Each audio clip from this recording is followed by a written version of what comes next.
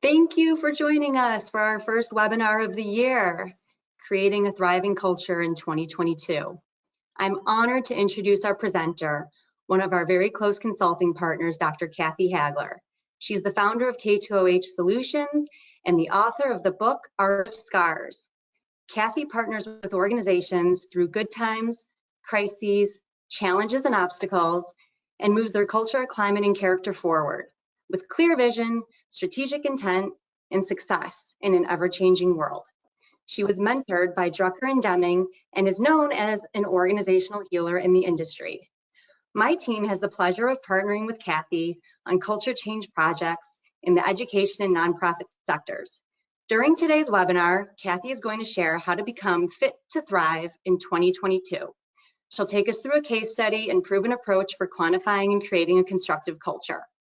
We will have a few minutes for Q&A at the end of the session, so please feel free to submit questions via the questions box throughout the course of the webinar. Also, we will be posting the presentation and slides in the next few days and sending an email with links to you.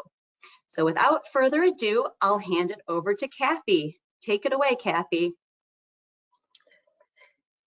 Thank you so much, Kathleen. I really appreciate your hosting this and Human Synergistics hosting it. And thanks to each of you for attending. This is going to be a how-to webinar. It's how to consciously and intentionally create a thriving culture in 2022. We want to create a culture that's both proactive and seeks opportunities. My teachers and my dear friends were among the most important organizational theorists in this country. Dr. W. Edwards Deming, father of quality, Dr. Peter Drucker, the father of modern management, and my dear friend Myron Tribus, the head of engineering at MIT, who was a writer and a researcher and a theorist who really studied entropy. Entropy was a very important piece of my learning, which is really representing everything breaks, the second law of thermodynamics.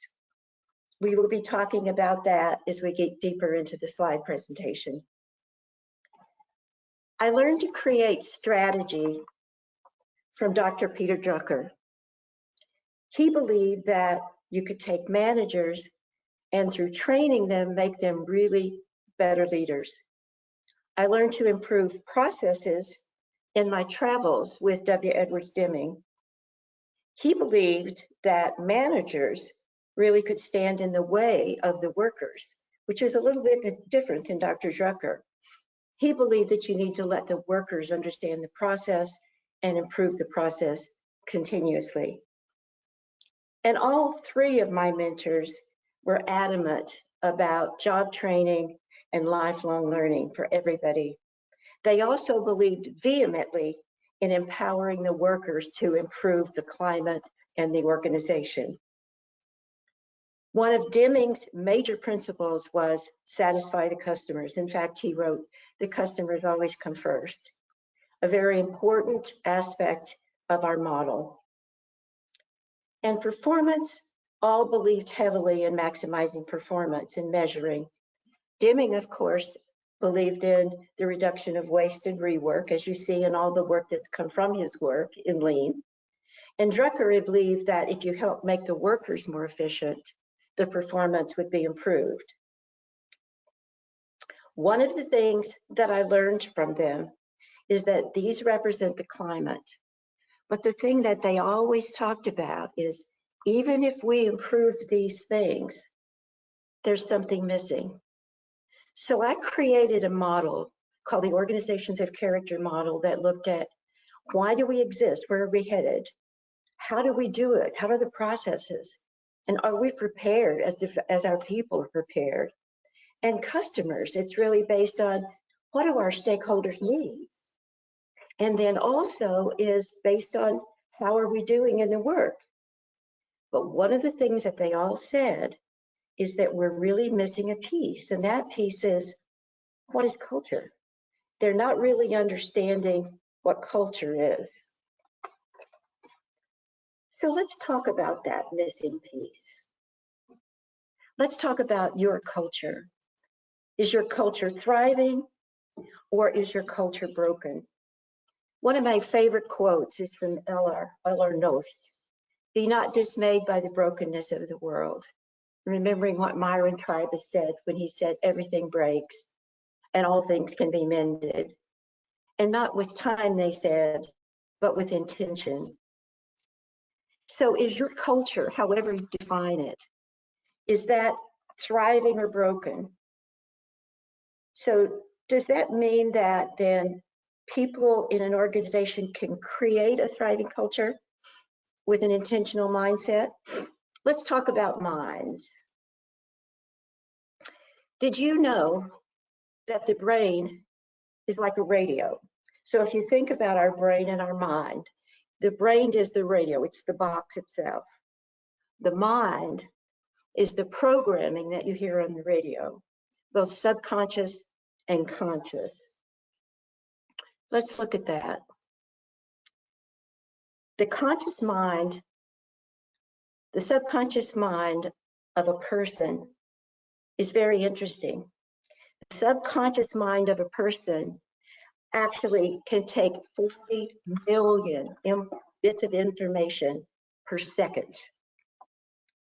Now, if you think about that, 40 million bits of information per second in the subconscious mind. The conscious mind can take 40 bits of information per second, which means that it's millions of times slower than the subconscious minds. So in thinking about that, let's think about how that looks. So if you think about the fact that the conscious mind is the subconscious mind is the reactive mind, and it really represents 95% of the mind. We have to begin to acknowledge the fact that it's very powerful and it's very reactive. The subconscious mind is actually programmed from conception or before conception, as some people say. And it is programmed with our beliefs and our habits. And one of the things that we're programmed with is that very big need to survive, to protect ourselves every day. Now we have the ability to then move into our conscious minds, which is proactive. So we have the ability to move from our conscious mind to our proactive, from our subconscious mind to our proactive conscious mind. And even though our conscious mind is 5%, it's really powerful beyond belief. So we ask intentionally, what do we really want to actually move in from our subconscious mind to our conscious mind? So I want to tell you a little story. So about 10 years ago, my husband passed away, and he was a big man. He was 6'8", and he was an engineer. And we talked about the fact that his name, what they called him, was Moose. So we talked about the fact that basically when we were going to have an argument, we needed to figure out how to become consciously aware of the fact that what we were arguing about. So we decided that we have a way to resolve conflicts. And that's going to show you the relationship here. The way that we resolve conflicts is we showed our antlers. Okay, so these are moose antlers. And in doing that, we agreed that we could never go to bed, we could never go to sleep without actually resolving the conflict. So we would show our moose antlers, we would climb out of bed, and we could say, okay, let's talk about what this really means. So once we moved from our subconscious beliefs and our feelings into words, when we started talking about it consciously, we were able to resolve our conflict. So as I thought about this, over almost 30 years of marriage, we were able to resolve our conflict with using our moose antlers, which is turning our subconscious reactive mind into a language, word language, that we could actually see what we were thinking about and resolve our conflicts. So I thought about that as far as organizations, and I said, so if organizations are made up of people, groups of people, that means the culture itself is made up of the minds, the subconscious minds of all the people. And this was a big breakthrough idea for me. So I said, culture is the subconscious mind of all of its people. It represents its beliefs, it represents its habits, it represents its values, but it's 95% reactive. All of those people are having these feelings. They're in their subconscious, but they necessarily haven't moved into their consciousness so they can see them. So how do you then take these 95% of the people that are having beliefs and conscious behaviors, consciousness and values which are below the waterline 95% of the time, I'm moving into conscious behaviors.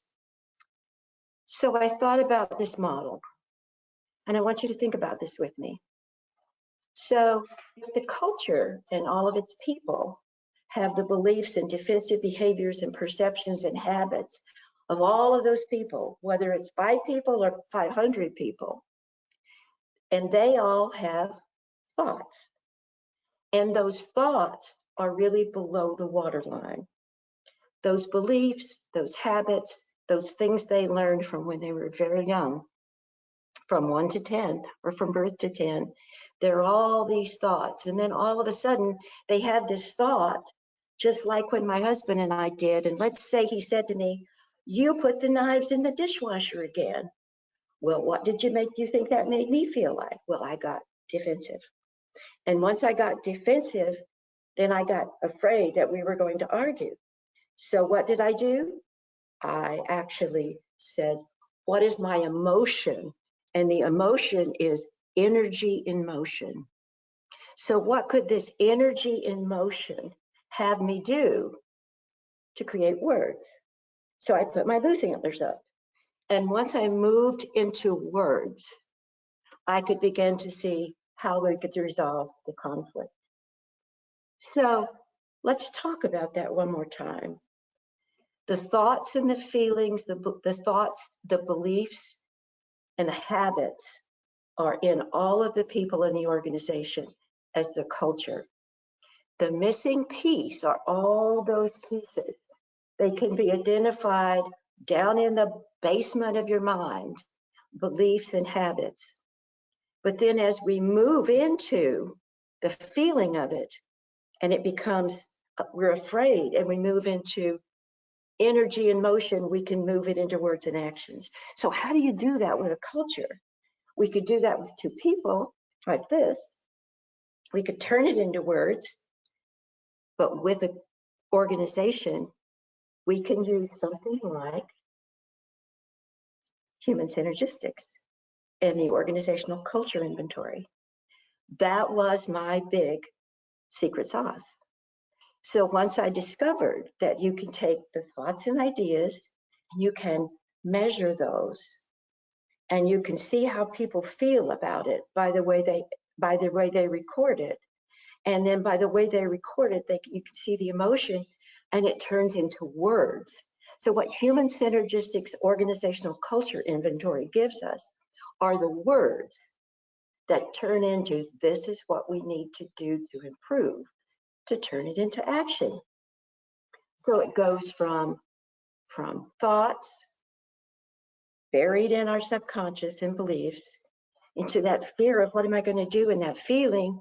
But then human synergistics catches that. It says, well, let's move that into energy and motion and look at what are the words. And then from that, we can move actions.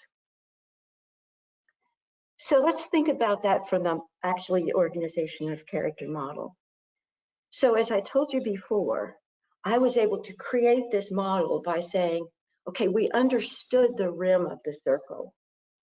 We understood that. We understood that we wanted to do strategy, we wanted to do process, and we wanted to do how do we keep developing people and looking at stakeholders' need and performance. And we have theories behind all of the climate things. But then what we had is we had the missing piece of culture. And that missing piece of culture became the beliefs and the habits of all the people in the hub of the circle. The hub and the circle are reciprocal. The hub is hardwired and automatic, just like our subconscious minds. The hub is reactive, just like our subconscious minds. Once he said, don't put those knives in the dishwasher again, I was reactive and I wanted to survive. I wanted to have my point and I got afraid. But if we could measure that in an organization, as when people actually they feel that stimuli, when they're stimulated with something that makes them reactive, then what we can do is we can say, what is that? And through the secret sauce, which I love to call it, of human synergistics work, we can then measure people and say, okay, what is it that you're saying? What are the words? So the HSI assessment provides not only what are the current ways we're thinking, feeling, what are our beliefs, and then what are the words you put around that. And we can do that both with how do I currently look and how do I really want it to look. So I want you to think about the fact that human synergistics can help us look at now, and they can help us look at the vision. And the vision creates for us where we want the organization to go, how we want the organization to thrive. So we get two things out of the secret sauce. We not only get how we are now, but we also get what we want to be and what the words need to be to move into that action. Now, the other fascinating thing that human synergistics does for this, and this is not an ad for human synergistics, it's definitely my secret sauce, and that is that between the culture, between the hub of the wheel and the outside of the wheel, there's reciprocal interaction. And this reciprocal interaction says that if you change something and you do strategy better, let's say that you have a better way to create your brand, then what that does is it helps people in the middle feel better about what people say about them. So it's called the theory of the mind. So between climate and culture, they're reciprocal and they work together. And fortunately, changes in climate make either good or bad things happen in the culture. So collectively between the culture and the climate, this circle, this organizations of character model drives organizational performance. Now let me add one more thing. Let me talk about organizations of character and how they heal a broken culture. It was through my book, recently published, The Art of Scars, that I discovered the SCARS formula. And that's been so critical in my work with organizations. And that really says it's a formula for organizations to follow to create a thriving culture. And let's look at that. Slide 1. SCARS, it starts with S.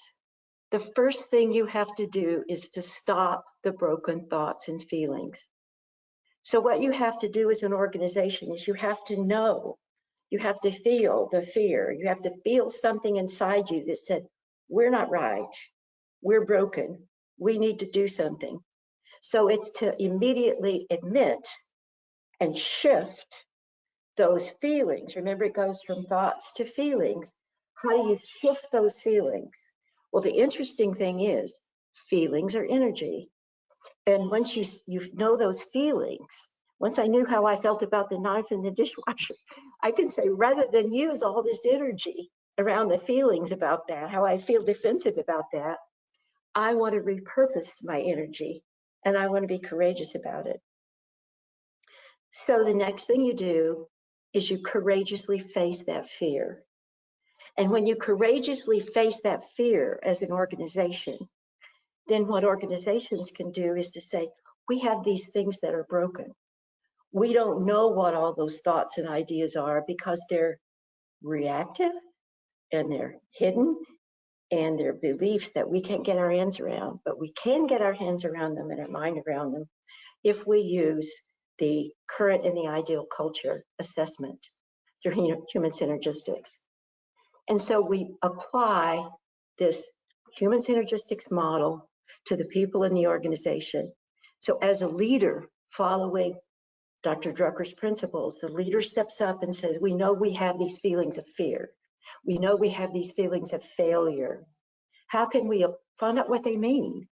So they give the assessment, and then the A comes in. Allow that connection with others. So part of the thriving, part of the fitness that we have to learn is, how do you bring everybody else into the picture? And you say, okay, let's look at these results. The cultural beliefs, what are the cultural beliefs that really support and block this vision of what we want our culture to be? So we have this vision as a group that we've compiled. What are the things that are blocking us? And the magic of this is it comes out in words. So remember, thoughts, feelings, emotions, and words. Human synergistics brings it to the words level. And then it brings it to the climate level. And the climate are levers that say, if we can actually fix the job design, if we can actually fix the fact that our teams don't work well together, and we get a score on that through the assessment, that will then reciprocally actually improve the culture. So stop the broken thoughts and feelings, face the fears, and then allow the data to give you direction. Then reinvent your actions and take the first step. And once you begin to use this model, then share your story. So to be fit to thrive in 22, I like to think about it this way. First, recognize the fear, and then apply ointment for healing. Now, the ointment that you apply for healing is the 5-step model. Recognize it's broken. Recognize that you have courage to get away from that fear. Take the assessment. Then the second thing you do is allow people to look at the data so they can put it into words. And then once you do that, create a plan using the model created by Dr. Drucker and Dr. Deming and everybody else to improve the organization. So you use the discipline of the thriving, use discipline to thrive by using the organizations of character. So let's look at how this really works. With the case study that we're going to use, we're going to show how they healed using these 5 steps. The first one is the 5 steps to be an organization of character, which comes from the book Art of Scars, but then shows you how to do culture and climate reciprocally. It's the Big Brothers, Big Sisters culture story. And let's talk about how they use the secret sauce of thriving.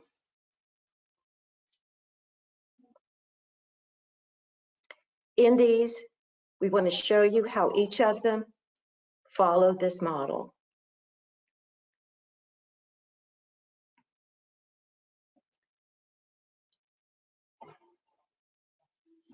When we met, Big Brothers, Big Sisters, they had been through the 4th year of a deficit. They had had 4 different CEOs, and 4 different CEOs were unable to pull them out of the deficit. A lot of things were broken. There were a lot of thoughts and feelings, we're not going to make it. There was an absence of strong leadership, both at the CEO level and the board level. And as a result of that, nobody gave them money. So there were no donors coming back to really help this match of the bigs and the littles to mentor children that really needed it. So the whole idea, we're going to have to close up. And it was really near and very soon. I was called and they said, you know, we really need to do something. We're going to have to close our door. So they faced the fact they were broken. They retained new leadership. And this new leader who was there and who's on the web with me, she's here today, said, we want to face reality. We want to survive. We want to be healed. So we gave the culture surveys to all the board members, to the staff, to the donors, and to the bigs, all those people that were mentoring the children. So we had the data that were in words to tell us what we had to do. We pulled everybody together. Big sisters, big brothers, big sisters pulled everybody together, and they looked consciously at the gaps between what they wanted to do, what their dream was about the culture and their current conditions. And they realized that the reason everybody thought that they were not really the big brothers, big sisters, but they were the Boys and Girls Club. So when people would say, well, I already give money to the Boys and Girls Club, they kept saying, we're not the Boys and Girls Club, we're big brothers, big sisters. So they realized that that part of the problem was there was no clear articulation of vision and mission. The strategies weren't clear. They were hidden in plain sight. Nobody knew who they were. They had ambiguous goals, and the jobs for all the people were designed wrong because they weren't clear who they were, and they were scared.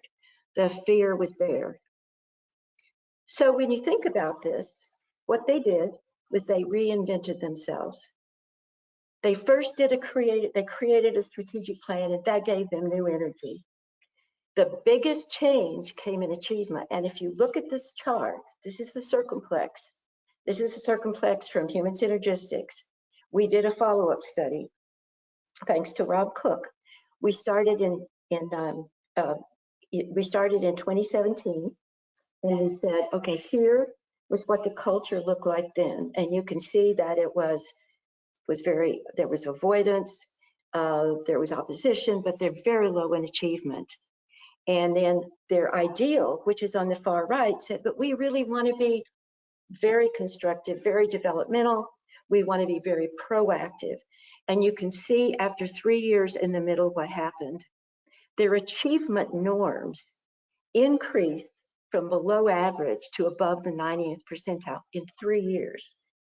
And their avoidance behavior went to almost nothing. So they were avoiding really doing the work because they didn't know what the problem was.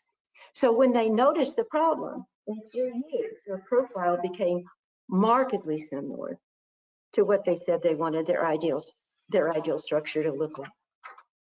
And they became powerful beyond belief.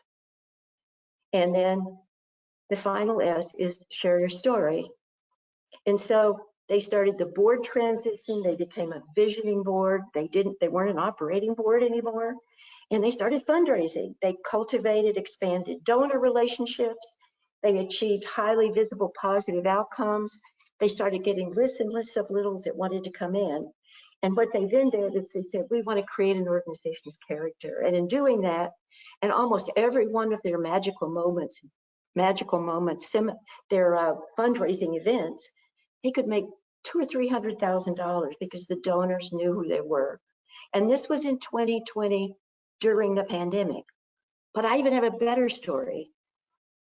During the pandemic, remember, Big Brothers Big Sisters is a mentoring organization. Well, they couldn't even get together, but the donors loved them. So the donors gave them the building. They gave them the brand new building and said, we love what you're doing. We're going to help you with a healthy operating reserve. And they completely were successful during the pandemic, which is amazing. They found a way to do that. They also found a way, and they realized from the littles that it just wasn't the kids that were having trouble. Their parents were really struggling. So the bigs became mentors not only for the children, but also for their families. So now they have a new goal set moving into 2022. And we've created the strategic plan this summer. And in creating that plan, it says each year we're going to increase by 15%, our numbers by 15% per year in big little matches. And we're going to look at all those underserved communities that we're not serving. And that's where we're going to put our emphasis. So let's talk about what they did. What they did is they had to stop those broken thoughts and feelings. They had to admit them. And it meant the board had to admit them, and the CEO had to admit them, and the people had to admit them. And they shifted that energy, that feeling of failure, to repurpose it to courage. And they faced their fear. They did the assessment. They looked at what they look like now. Then they got the ideal culture. Here's what we want to look like. Then they moved into everybody doing the analysis collectively. They brought everybody together and said, which are the ones we need to block? Which are the beliefs?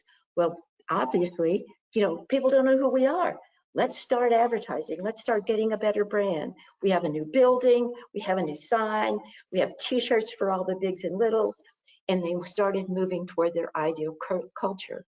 One of Deming and both Deming and Drucker and Myron Tribus, one of their key things is have a vision.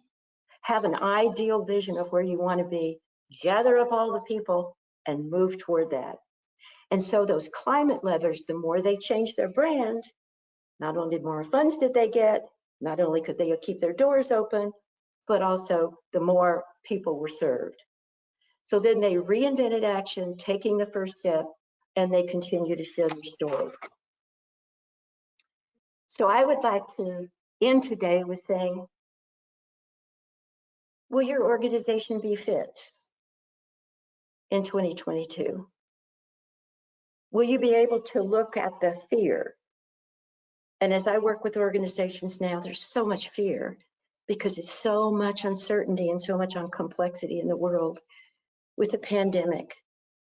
So what are the 5 steps? Well, recognize that you have broken thoughts and feelings. Once you recognize that, and then once you say, okay, let's do an organizational culture survey, and you begin to get out those fears, and you begin to turn them into words, and people feel empowered, and they feel like you're asking them their opinion. And remember, both Deming and Drucker said, get the leaders in place, but get the workers in place. Let us all come together and tell you how we can thrive. Then use the organization of character model to actually move to the next thriving level for 2020. Climate and culture are reciprocal. Use the organization of character model to move forward. Thank you very much for your attendance today, and I'll turn it over to Kathleen for questions and answers. Thank you so much, Kathy. What a wonderful case study. It really made an impactful difference in many people's lives. We do have a few questions.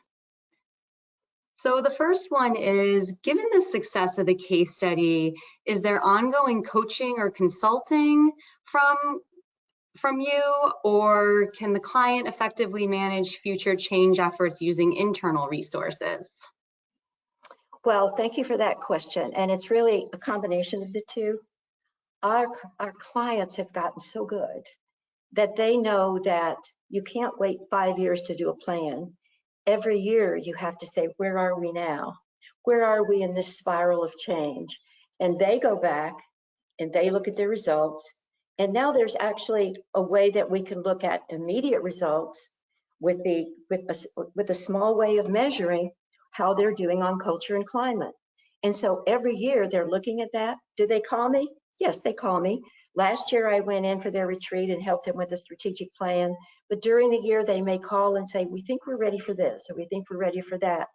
But they're just growing every year. I got a call from them last week that said, we're doing great and we have the reserves to go for a year. So it's a combination of the two. I look at organizations as being a partnership with my consultancy. How do we together make you better than you've ever been? Thank you. Thanks, Kathy. Another question is, your case study is a not-for-profit client. For corporate and for-profit engagements, do you make any adjustments to your FIT or SCARS approach, or is it relatively the same approach to change? I've had my business for 40 years. I've had Dr. Drucker, Dr. Deming, and Dr. Tribus. I've had the theories that they brought me for all those years. And my basic approach is the same. If you understand the climate, and if you understand both the climate and then what are the words that people believe in, where are their beliefs and how do we switch them? The big thing is the difference in language. Sometimes the engineering firms, for instance, have a different language than they do at Big Brothers Big Sisters. The process is the same. The words may be different, but we always follow the same process. That makes sense. So seeing it through their lens and using their language in their industry. All right, the next one is, what are the most important aspects to create a thriving culture in a global organization? Okay, so I'd like to talk about that for just a few minutes. The first one is, I think the first thing you have to do in a global organization is to be really, really clear that people understand the vision of the ideal culture for the organization. That's the set point. Who do we want to be? What's your North Star? And I like to think about it by not only having the vision using the ideal culture, but I like the Japanese art of kintsugi. And what that says is we're all broken pieces of a vase, and together we come together as one vase that's pulled together by golden joinery. And so what I do is I use the vase to say, you may be here, you may be in 7 different countries, but if you pull the vase together through this process, you will have your ideal vision. And second is that you must notice that even though you're global, everybody has fears, and there are different kinds of fears. So understanding the fears in all those places and pulling them together, and then looking at how do we then help calm those fears and create a common language so that we can make the fear of going out of business, the fear of changing technologies, the fear of if it's a university that's multinational, how do you then say whether we're going to be online or not? Let's get all those fears, put them in a language that everyone understands, and move it into words and consciousness so that we can use the tools that Deming and Drucker taught us to then improve the climate. Those are my suggestions for a multinational organization. No, it's a good point that you made about using the ideal as a model. So the OCI Ideal Survey, we know when we administer it across the world, the one consistent finding in that profile, the ideal profile, is that people around the world do believe that constructive styles lead to effectiveness. So spending time developing others, reaching our goals, our individual and organizational goals, quality over quantity, etc. Where we do see some differences in the ideal and values in the profile would be in some of the aggressive and passive styles in certain regions.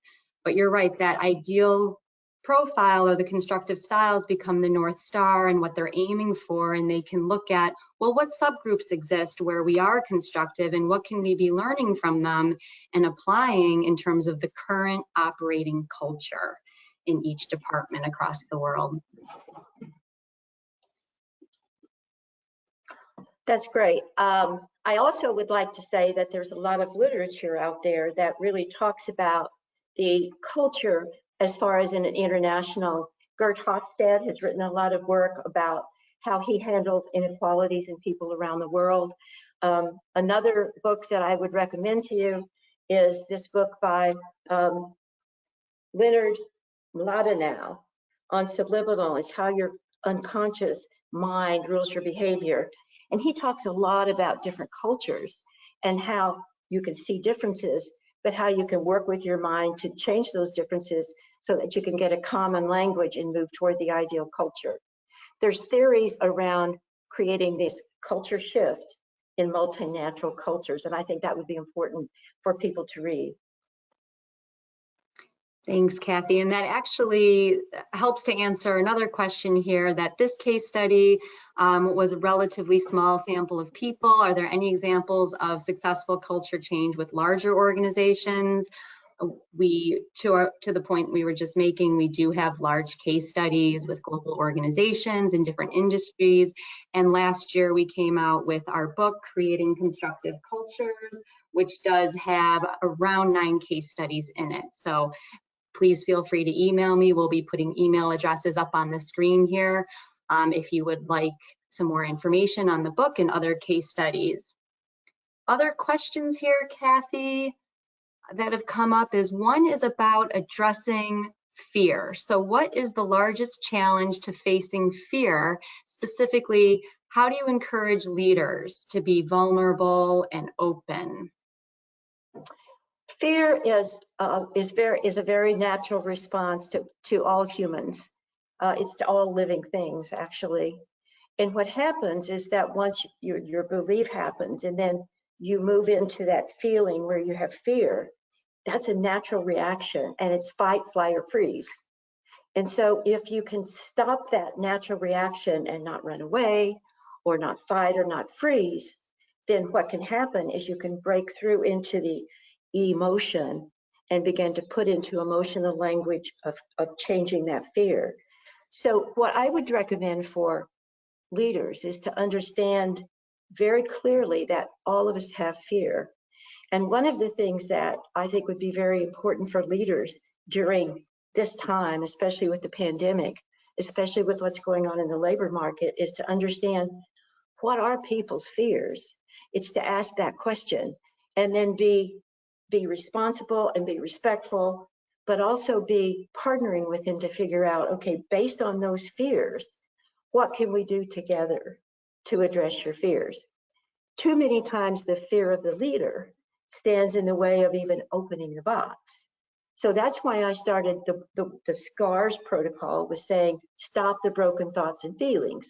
And that goes from a leader. Once you understand it's broken, let's start pulling up and see what's breaking. It's like the pieces of kintsugi vase. What are these pieces? And how together, connected, collaboratively, can we pull those people back together as a beautiful vase, which, by the way, that the Japanese have shown us is really worth much more than it was before. So it's taking the leadership and having them understand that fear is not going to be the end of your organization. It's going to be the beginning of thriving. And I'd imagine that implementing some of these small changes, very small at first, help the organization to see that they were making success.